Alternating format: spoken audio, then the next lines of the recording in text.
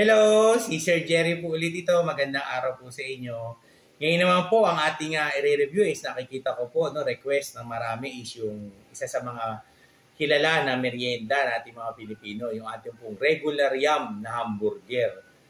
'Di ba? So, ito po ang ating i-review ngayon. Tingnan po natin kung pwede ba siya, safe sa ating mga diabetic.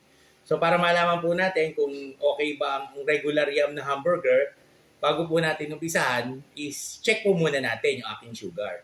Okay?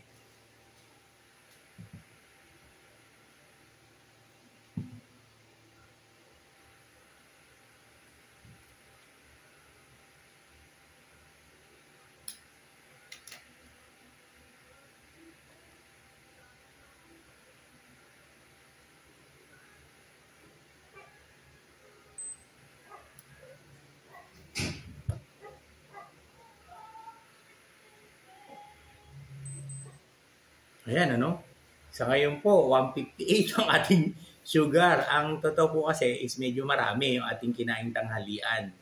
Masarap po yung luto ni Mrs. kanina tanghalian, pero na-control naman po tayo sa rice. At kanina pa po yun, mga 11:30. Ngayon po is 2:30 na ng hapon. So, ang ating pong sugar is 158. So, para malaman po natin kung pwede ba itong sikat na merienda natin mga Pilipino, regular yum na hamburger is, tingnan po natin,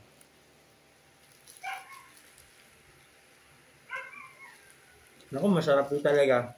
Isa po ito sa paborito kong merienda eh. Alam niyo po yun, di ba? Okay, so, inumpisahan po natin ito ng 2:30 ng hapon dito po sa akin. Ubusin ko lang po ito. Tapos balik po tayo after 1 hour para makita po natin kung ano yung epekto. Okay, so lumipas na po yung isang oras after natin kumain ng regular yum na hamburger. So ngayon po, titignan po natin kung ano po yung resulta nito sa ating sugar. So sige, mag-check po tayo ng ating sugar.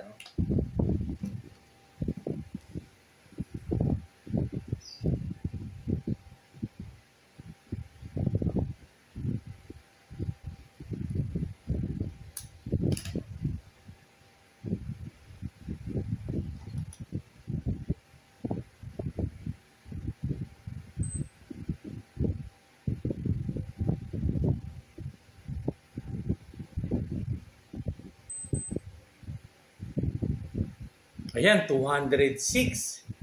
So, minus 206. 48. Ang itinaas ng ating sugar level pagkatapos po natin kumain ng regular yum na hamburger. Actually, hindi po ako nag-aano doon sa 206, pero yung itinaas, 48 po yung itinaas pagkatapos natin kumain ng regular yum na hamburger.